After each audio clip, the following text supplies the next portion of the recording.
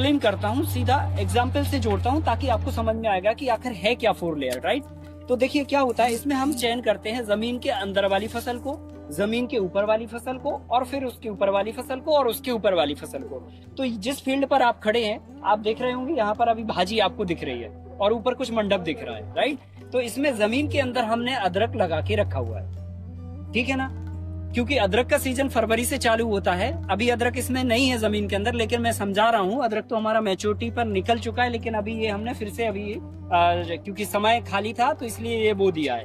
तो जनवरी में फील्ड तैयार हो जाती है और फरवरी 1 को ये हम लगाते हैं। तो हम क्या करते हैं, जमीन के अंदर 2 इंच की गहराई पर अदरक डाल देते हैं। जैसे ही जमीन के अंदर 2 इंच की गहराई पर हमने अदरक डाल दिया और मिट्टी से अदरक को पूरा ढक दिया।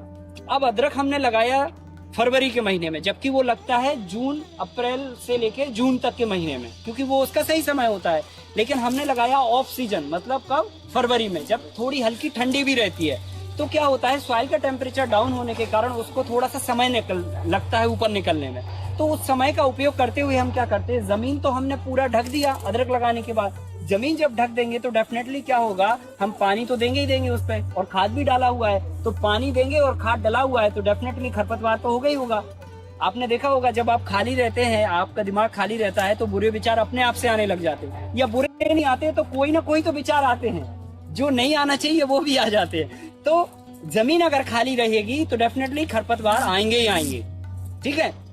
खरपतवार आएंगे तो क्या होगा, निकालने के लिए पैसे खर्च करने पड़ेंगे, अभी साइड डालना पड़ेगा। तो हमने क्या कि 2-3 महीने तक, जब तक अदरक पूरी ऊपर जमीन के ऊपर आएगी, तब तक हम ये चौलाई की भाजी पूरी जमीन पर बो देते हैं। अब ये क्या करती है, ये क्योंकि नाइट्रोजन बेस्ड फसल है, तो इसको जैसे ही पानी मिला और तुरंत ये 3-4 दिन में अंकुरित हो जाती है और 15 दिन के अंदर पूरी जमीन को ढक लेती है।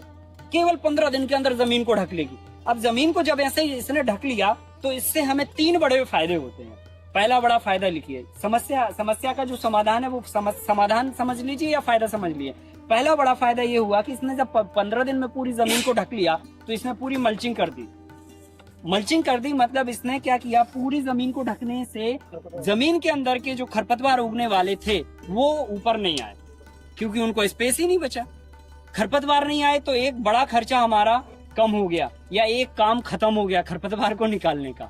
दूसरा फायदा क्या हुआ, जब इसने पूरी जमीन को ढक लिया तो क्या हुआ, डायरेक्टली सनलाइट जमीन पर नहीं पड़ रही है। आप जरा गौर करिए कि अगर हम खुले खेत में खड़े होते, ये शेड नहीं होता, ये भाजी नहीं होती, राइट, तो क्या हो रहा होता, डायरेक्ट सनलाइट इस पे पड़ती तो जो 70% पानी वाष्पीकृत होता है वो हो रहा होता। जो मॉइस्चर जमीन में है ये अभी तक उड़ गया होता, लेकिन अभी मॉइस्चर बराबर है और ये कल तक भी ऐसे ही बना रहेगा। तो क्या हो रहा है, जमीन पूरी ढकने से कोई भी खरपतवार नहीं हुआ और डायरेक्टली सनलाइट नहीं पड़ी, तो 70% पानी इसका उड़ने से बच गया, तो पानी की भी बचत हो गई। तो 3% पानी में अब हमारी 4 फसलें यहाँ पर होंगी, तो 2 बड़े फायदे हो गए। तीसरा बड़ा फायदा क्या है कि जमीन के अंदर जब हमने अदरक लगाया तो हमें क्या करना होगा कि अदरक की जड़ें या जो भी फसल यहाँ पर लगी, हर एक फसल की जड़ के लिए श्वसन क्रिया की आवश्यकता होती है।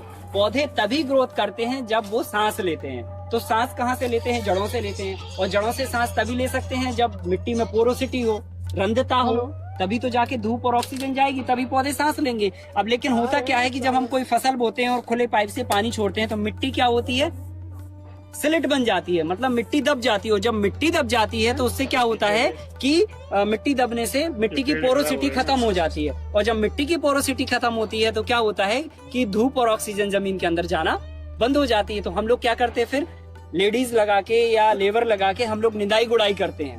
तो निदाई गुड़ाई से क्या होती है, मिट्टी उखड़ती है तो धूप और ऑक्सीजन गई और आपने पानी दिया और फसल में ग्रोथ आ गई, ठीक है। तो बेसिकली होता क्या है कि वो श्वसन क्रिया होती है। पौधे एक बार सांस लेते हैं तो 10 से 15 दिन तक वो ऑक्सीजन उनके अंदर चलती रहती है। तो अब हो क्या रहा है कि अगर हमें यहाँ पर गुड़ाई करनी है तो हम क्या करेंगे, इस भाजी को हम जड़ समेत निकाल के बाजार में बेचते हैं। और हम करते क्या है कि एक साथ सारी भाजी नहीं निकालते। हम क्या करते, जैसे इसमें आप देख रहे होंगे कि ये सबसे बड़ा पौधा है, फिर उससे छोटा ये पौधा है, फिर उससे छोटा ये पौधा है, फिर उससे छोटा ये पौधा है, फिर उससे छोटा ये है, फिर उससे छोटा ये, फिर उससे छोटा ये है, और उससे छोटा ये है। तो क्या हो रहा है कि हर स्टेज के पौधे हैं इस जमीन पर। हम क्या करेंगे, जो बड़ा पौधा होगा उसको निकालेंगे। तो हमने जैसे ही पौधा निकाला तो क्या होगा, जड़ें उखड़ेंगी तो मिट्टी भी उखड़ेगी, मिट्टी उखड़ेगी तो ऑक्सीजन और धूप ऑटोमेटिकली हो जाएगी। तो जो गुड़ाई का खर्च है, जो वेजिटेबल लगाने वाले किसान हैं, वो लगभग 15 से 20 हजार रुपए खर्च करते हैं निदाई गुड़ाई पर। वो निदाई गुड़ाई हमारी फ्री में हो गई, खरपतवार हमारा फ्री में हुआ ही नहीं, 30% बचत हो गई। 3 फायदे तो ये आपको दिख गए। अब चौथा मैं आपको बता रहा हूँ कि हमने क्या किया। अब हमें धूप से चूंकि फसल को बचाना है, क्योंकि हमने फरवरी में अदरक बोया और फरवरी में ये भाजी बोई, तो ये तो नाइट्रोजन बेस्ड फसल है, पत्ती बेस्ड फसल है। जैसे ही धूप लगेगी तुरंत झुलस के खत्म हो जाएगी, तो ये ज्यादा गर्मी नहीं झेल सकती। तो हमने क्या किया, ये बांस है जो कि फैक्ट्री में नहीं बनता, खेतों की मेड़ों पर आसानी से हो सकता है, या कोई भी आप लकड़ी ले सकते हैं। इस बांस को हमने खड़ा किया और खरपतवार की तरह जो मेड़ों पर घास होती है ना, उसको हम लोग क्या करते हैं, या तो जला देते हैं या फिर क्या करते हैं काट के और जानवरों को भी खिला देते हैं, और कई बार उस पर खरपतवार नाशी दवा भी डाल देते हैं जिससे वो खत्म हो जाता है। तो हमने क्या किया, उस घास को काट के रख लिया और सुखा लिया, और हमने बेम्बू लगाया, और बेम्बू से फिर ये हल्का सा वायर डाल के और उसके ऊपर ये घास पतला पतला डाल दिया पूरी जगह पर। ये क्योंकि 1 साल पुराना घास है, अब ये नया डालने वाले हैं, इसलिए आपको थोड़ा सा ये समझ नहीं आ रहा होगा। ये सड़ गया है पूरा, 1 साल हो गया है इसको, अब हम इसको चेंज करने वाले हैं। तो क्या हो रहा है कि ये हमने जब घास डाल दी, तो इस घास के माध्यम से क्या हो रहा है, आधी धूप और आधी छांव आ रही है।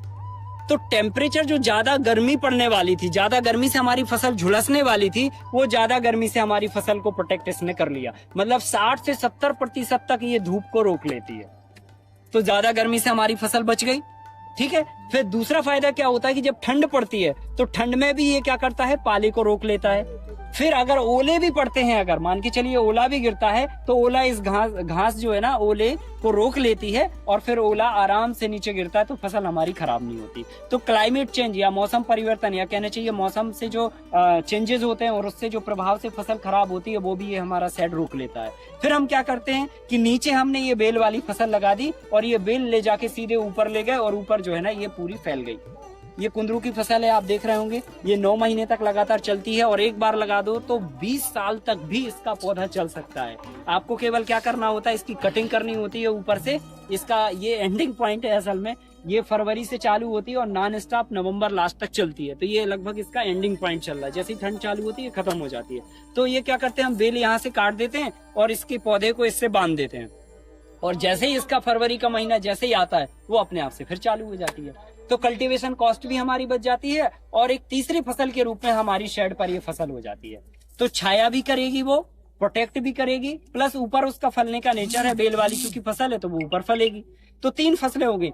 चौथी फसल के रूप में हम क्या करते हैं, बीच बीच में यहाँ पर अभी चूंकि पपाया नहीं लगा, हार्वेस्टिंग हो चुकी उसकी, तो हम बीच बीच में यहाँ पर पपाया लगाते हैं 18 बाई 12 फीट पर। 18 फीट का डिस्टेंस लेते हैं और 12 फीट का पौधे से पौधे का डिस्टेंस लेते हैं। तो उससे क्या होता है, पपीता नीचे ग्रो करता, फरवरी मार्च अप्रैल तक यहाँ तक आ जाता है, और जैसे ही बारिश का समय आने वाला होता है, वो उसके पहले वो शेड से ऊपर निकल के चला जाता है। तो नीचे शेड के नीचे केवल डंडा रह जाता है और ऊपर वो जाके फलता है। तो वो पपाया इस शेड के ऊपर जाके निकल के फलता है। तो बेसिकली क्या हो गया, एक ही साथ एक ही जमीन पर 4 क्रॉप का सेटअप हो गया। अब देखिए सबका रूट जोन आप समझिएगा, जैसे हमने जो भाजी लगाई है ना, उसका रूट जोन कहाँ तक है, सरफेस से लेके 2 इंच की गहराई तक। 2 इंच से ज्यादा नीचे ना जा पाए उसके पहले ही हम उस पौधे को उखाड़ देते हैं। तो अदरक की जड़ों तक वो नहीं पहुंच पाता, तो अदरक की जड़ उससे परेशान नहीं होती है। तो ऊपर जो खाद और पानी पड़ा वो भाजी को मिल गया। फिर 2 इंच की गहराई के नीचे जो है ना अदरक लगा हुआ है, तो उसकी जड़ें 9 इंच की गहराई तक होती हैं। तो 2 इंच से लेके 9 इंच तक जो खाद और पानी पड़ा है आपकी मिट्टी में, वो अदरक को मिल गया। फिर उसके बाद हमने पपीता लगाया, तो पपीता क्या करता है कि 2 फीट सीधे नीचे जाके डेप्थ तक उसकी मूसला जड़ जाती है, तो वो 2 फीट की गहराई से खाद पानी और उठाता है सारी चीजें। तो जो गहराई पे, ज्यादा गहराई पर खाद और पानी पड़ा है 1 से 1.5 फीट की गहराई पर, वो पपीते को मिल गया। फिर उसके बाद हमने उसी जगह पर कुंदरू भी लगाई हुई है, तो ये क्या करती है, इसकी जड़ें 2 फीट डेप्थ और 2 फीट पैरेलल चलती हैं। तो जो इधर उधर बचा कुचा खाद है या पानी है, वो हमारी कुंदरू को नॉन स्टॉप मिलता रहता है। तो हर स्तर पे मिल रहा है, हर स्तर पे पड़े हुए पानी का, हर स्तर पे पड़े हुए खाद का, हर स्तर पे पड़े हुए जो है ना आपके संसाधनों का बेहतरीन उपयोग भी हो जाता है, और उतने ही समय में आपकी एक साथ 4 फसलें पकती है। अब सारों का फिगर आप देख लीजिए, प्रॉफिट का फिगर देख लीजिए। तो जमीन के ऊपर जो हमने भाजी लगाई है वो लगभग 3 से 4 महीने तक चलती है, जो लगभग हमें 1 एकड़ से 1 से 1.5 लाख रुपए का रिटर्न देके चली जाती है। जैसे ही जुलाई का महीना आता है भाजी खत्म हो जाती है, बारिश चूंकि आती है तो भाजी खत्म हो जाती है। फिर उसके बाद हमारी जो है ना कुंदरू चलती है, तो कुंदरू फरवरी से लेकर नवंबर लास्ट तक चलती है, तो लगभग 200 से 250 कुंटल तक ये वजन दे जाती है। अगर हमारा मिनिमम 10 रुपए किलो भी ये बिकता है पूरा एवरेज, वैसे तो जब स्टार्टिंग होता है 25 रुपए से लेके डाउन 7, 8, 10 रुपए तक जाता है। नॉर्मली अगर 10 का भी एवरेज मिल गया तो लगभग 2 से 3 लाख रुपए की हमारी कुंदरू आराम से पूरे साल भर में हो जाती है। फिर 3 लाख रुपए हो गए। फिर उसके बाद हम जाते हैं पपाया पे। तो पपाया हमारा जो है ना पूरे साल भर में कुछ नहीं तो 150 से 200 कुंटल तक वजन आराम से दे देता, क्योंकि नंबर ऑफ प्लांट्स हमारे कम हो जाते हैं। 18 बाई 12 पे प्लांटेशन करते हैं, तब भी हमें 1 से 1.5 लाख रुपए पपीते आराम से दे जाता है। ठीक है। फिर उसके बाद हमने जो अदरक लगाया वो अब हमारी सेफ एफडी की तरह है। उसको हम जब निकालना हम तब निकालेंगे। अगर मैच्योरिटी आ गई और नहीं निकालना तो हम लगा रहने देंगे, ऊपर से हम फिर से कोई फसल बो सकते हैं। लेकिन हमने क्या किया कि अदरक को लगाया फरवरी में और निकालेंगे हम उसको अगस्त में। तो अगस्त में हमें क्या 2 बड़े फायदे होते हैं। पहला बड़ा फायदा ये होता है कि फरवरी में लगाते हैं तो अगस्त में मैच्योरिटी आती, तो अगस्त में किसी का बाजार में अदरक नहीं आता है। अदरक आता है नवंबर से आना चालू होता है। तो अदरक जब फरवरी में लगेगा, अगस्त में निकलेगा, तो अगस्त में जब निकलेगा तो बाजार में उसके रेट अच्छे होंगे, क्योंकि और किसी का अदरक नहीं आएगा। दूसरा फायदा क्या होता है कि अगस्त के महीने में अदरक में वजन अच्छा होता है ना, वेट अच्छा होता है। क्यों? क्योंकि अगस्त में बारिश का महीना होता है, मॉइस्चर होता है। अदरक की अगर प्रॉपर्टी पर आप जाएं तो 90% उसमें क्या है, पानी तो है, राइट, पानी है। तो वही अदरक जब आप अगस्त में निकालते हो तो 100 किलो निकलता है, और वही अदरक, सेम अदरक को अगर वो आप नवंबर में या दिसंबर में निकालेंगे तो लगभग 75 किलो से 60 किलो निकलेगा। मतलब 25 से 30% तक आपका पानी उसमें लॉस हो जाता है। तो बेसिकली अगस्त में हमें 50% तक पानी के पैसे मिल जाते हैं। तो 50% हमें ज्यादा रेट मिल गया और 50% वजन मिल गया, तो 100% सीधा हमारा फायदा हो जाता है। तो जहां हम 1 लाख रुपए निकाल रहे होते हैं वहां हमारा लगभग 4 से 5 लाख रुपए तक निकल जाता है। अब मैं आपको एवरेज बताता हूँ, 40 से 50 रुपए किलो तक अदरक अगस्त में आराम से आ जाता है, और मिनिमम हमारा 60 कुंटल तक प्रोडक्शन आ जाता है। अगर 60 कुंटल भी आ गया और 50 का रेट आ गया तो 3 लाख रुपए तक का आराम से प्रॉफिट बनता है। तो 3 लाख हमारे इससे बन गए, 2 लाख हमारी कुंदरू से बन गए, 1 लाख भाजी से बन गए, और 2 लाख हमारे पपीते के बन गए। तो इस तरह से हमारा 8 से 10 लाख रुपए तक का फिगर तैयार होता है 1 एकड़ का, जो नेट प्रॉफिट में कन्वर्ट होता है 5 से 6 लाख रुपए। तो ये बहुत इजीली, बहुत आसानी से इसको किया जा सकता है। और ये एक ऐसा सिस्टम है, एक बार आप इसको मैकेनाइज कर लो तो आप इसमें कोई भी फसल ले सकते हो। ऐसा नहीं, इसमें टमाटर भी आप उगा सकते हो, बैगन, मेथी, धनिया, पालक, जो भी फसलें उगानी है उसके अनुरूप आपका ये शेड बनेगा। अगर ज़्यादा छाया वाली फसलें उगानी है तो थोड़ा सा इसको घना कर दोगे, और अगर कम छाया वाली फसलें उगानी है जैसे टमाटर है जिनमें ज़्यादा उसकी ज़रूरत होती है धूप की, तो इसको थोड़ा सा पतला डालें। कैसे मतलब बताइए कौन सी फसल किसके साथ लगेगी? हाँ, इसके लिए तो पूरा हमने एक खाका तैयार किया है, वो हम आपको दिखाएंगे, वो दे देंगे आपको सीधा, तो उससे आपको समझ में आ जाएगा कौन कौन सी फसल के साथ कॉम्बिनेशन बैठेगा। क्योंकि ऐसा नहीं है कि कोई भी फसल आप एक दूसरे के साथ लगा सकते हो, इस पे भी बड़ा अध्ययन है कि कौन सी फसल के साथ किस फसल की अच्छी पट्टी है। ये पट्टी का मतलब किस फसल का कॉम्बिनेशन, हाँ, आपस में, हाँ, वो हो सकता है। तो वो सर ये हमारे इधर नहीं चलती, हमारे यहाँ तो आपके यहाँ लाल भाजी चल सकती है, या मेथी चल सकती है, पालक चल सकती है, धनिया चल सकती है, हाँ, वही चलती है, वही लगाएंगे। हमारे यहाँ नहीं चलता है। कुंदरू की जगह आप करेला लगा सकते हैं, परवल लगा सकते हैं, करेला लगा सकते हैं, टमाटर लगाएंगे। हाँ जी। देखिए, ये कुंदरू हमने इसलिए लगाया क्योंकि इसको लगाने की कोई बीज की कॉस्ट नहीं है, पहली बात, क्योंकि इसकी कटिंग लगती है, ठीक है ना। तो एक पौधा हमने बना लिया तो एक से हम 10 बना लेते हैं, वो भी फ्री ऑफ कॉस्ट, ठीक है ना। दूसरी बात क्या है, इसको हर साल हमें लगाना नहीं पड़ता, तो हर साल लगाने की और निकालने की और बीज की तीनों कॉस्ट हमारी बच जाती हैं, क्योंकि ये एक बार लग गया तो 10 साल 20 साल तक चलता। ये जो पीछे पौधा लगा है आप देख रहे होंगे, लगभग 6 से 7 साल का पौधा हो गया, कंटिन्यू है, 7 साल से चल रहा है। और हाँ, और इस तरह से वो कंटिन्यूसली चल गया, मतलब 20 साल तक चल सकता है। आपको बस केवल इसकी प्रूनिंग करनी होती है और नए तरीके से आप इसकी गुड़ाई उड़ाई कर दीजिए, फिर से चालू हो जाता है। तो ये कॉस्ट बचती है, इसकी वजह से हम ये लगाते हैं। लेकिन आप यूपी या गुजरात कहीं पे भी करना चाहें, वहाँ पे भी ये काफ़ी बिकती है बड़ी मात्रा में, और अगर आप कमर्शियल स्केल पे उगाएं तो दूसरे राज्यों में जहाँ पर इसकी डिमांड है वहाँ भी भेजा इसको जा सकता है बहुत आसानी से। और ये वेजिटेबल 1 हफ्ते तक तो वैसे भी खराब नहीं होती, इसमें मॉइस्चर होता है तो वजन अच्छा आता है। तो जनरली 200 से से लेके 250-300 कुंटल तक 1 एकड़ में इसका प्रोडक्शन आराम से चला जाता है और लॉन्ग ड्यूरेशन क्रॉप है। तीसरा फायदा क्या है, इसका कोई हाइब्रिडाइजेशन नहीं है, अभी तक कोई वैज्ञानिक ने इसका हाइब्रिडीकरण नहीं किया है। तो हाइब्रिडीकरण ना होने की वजह से इसमें कोई भी बीमारी नहीं लगती है। हमने देखा इसमें पूरे साल भर हमें नीम का तेल भी नहीं डालना पड़ता, मतलब कोई पंप हमें टांगना ही नहीं पड़ता है इसको दवा देने के लिए। ये नॉन स्टॉप पूरा एकदम पूरी हेल्थफुल तरीके से चलती है।